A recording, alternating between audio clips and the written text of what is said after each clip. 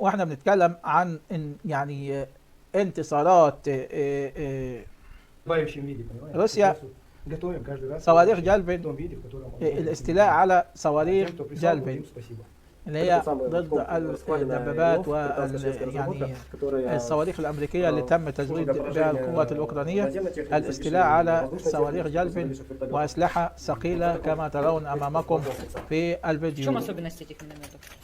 Особенность этих минометов заключается в малом калибре снаряда плюс صواريخ جالفين وأسلحة ثقيلة زي ما انتم شايفين. Скажем, прилета, то у 60-го, 60-ки у него звук или не слышно, или очень тихий. Все, что вообще в блоке НАТО, по-моему, только у них есть, у нас уже есть все. Все разновидности. То есть у нас этого всего настолько много, что по сути своей получается, что أمامنا الآن الاستيلاء على صواريخ جالفين. بعد هذا الفيديو مش هنطول فيه كثيرا، فيديو آخر، تحرير المدنيين في مصنع ازوت الكيماوي، وزي ما انتم شايفين تحرير 500 شخص مدني في مصنع ازوت الكيماوي امامكم الان. Очередной поездкой в промзону Азота военнослужащими народной милиции ЛНР было эвакуировано более 500 человек. Люди, не сдерживая эмоций, благодарят защитников Донбасса. Я бесконечно рада тому, что вы нас освободили. Хочется мира и всем добра. Большое вам огромнейшее спасибо и низкий поклон за все за это. В условиях, совсем непригодных для длительного нахождения, в убежище люди прожили ровно 4 месяца. Укронацисты не давали возможности покинуть территорию завода, используя мирных жителей в качестве живого щита. Готовить пищу приходилось поздно ночью, и только мужчинам, рассказывает жительница Северодонецка Наталья. Когда мы отправляли на костер мужчин, мы их перекрестили, дверь закрыли, они пошли готовить, а там страшные могли быть обстрелы, я не знаю, пули свистели, снаряды летали, это было очень страшно. Вот как вы теперь относитесь к тому же Гайдаю и, в принципе, к украинской, спустя вот это вот пережившее? Пусть бы они посидели на нашем месте и прожили все то, что мы прожили, и большое спасибо им за наш город, раскатали в асфальт, я не знаю, за то, что нас спасли в кавычках. Сейчас эвакуируемые из завода «Азот» северодончане по большому счету в безопасности. Военнослужащие народной милиции ЛНР продолжают вытеснять противника, освобождая территорию республики. Как нам сказали наши командиры, когда стоял на позиции, кто будет отступать, будем стрелять на месте. Кто убежит, сзади стоит загранотряд, который будет тоже расстреливать. От себя хочу сказать, что не надо нам этой войны, не надо воевать. Зачем, чтобы люди гибли? Я хочу, чтобы все сложили оружие наше и вернулись живыми домой, к женам, к детям.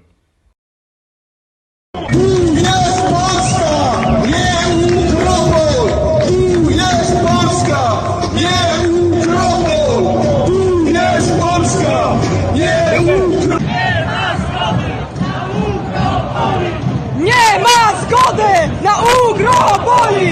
Nie ma zgody na ugroboli! Tu jest Polska! Nie ugrobol! Tu jest Polska! Nie ugrobol! Tu jest Polska! Nie ugrobol! Tu jest Polska! Nie ugrobol! Tu jest Polska! Nie ugrobol! Tu jest Polska! What are you hoping to hear from President Biden? Because this is an administration that many would criticize in saying they've been out of touch with the region. There has been this narrative out there for a while that the U.S. is out of the region and other parts of the world. I've never bought into that. I believe that where the relationships between Europe and the United States were not that good recently, what the Ukrainian-Russian conflict did is bring a very strong European-American alliance back. And I believe that the message that the President, one of the messages that he brings to the region is that count on the West, count on Europe and the United States, because we are going to be actively engaged, as he will have probably the same messages for the Americas and for Africa and for Asia. Yeah. One of the things that folks in the United States are very much focused on, obviously, is the relationship between Israel and the rest of the Middle East. And we've seen the Israelis come out with a Middle East air defense alliance in the last few days. Is this something that Jordan is looking to be a part of in an effort to combat Iran? Well, those are issues that are being discussed regionally. I think we want to look at the bigger picture, and one of the issues are based on regional projects. We want to see how inclusive we can be. And again, if I was in Iran looking at the regional projects and how a lot of this is moving towards the West, where's my part in that? Yeah. And so can we put political differences aside to do something right for the peoples of the region? And I think that's where we're heading more on these discussions. Do you think we need a NATO for the Middle East? So NATO's can be complicated if you don't understand what the charter is and what the mission statement is. I believe you can build a NATO with like-minded countries, and that's something that I've always believed in. We in Jordan have a rapid deployment force. We work actively with NATO all over the world, have been for ages. The relationship with NATO from a Jordanian perspective is actually we're partners.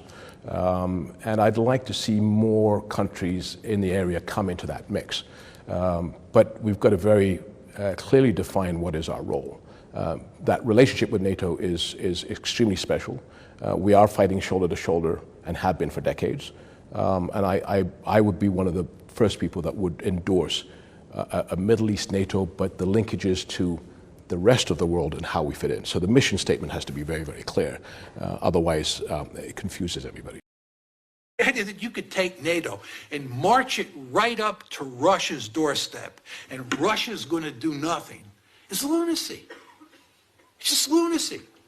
Just to take the American case, the Americans have what's called the Monroe Doctrine. The Americans basically say, I know many of you are not going to like hearing this, but it's true. This is what the Americans basically say. We own the Western Hemisphere. It's our backyard.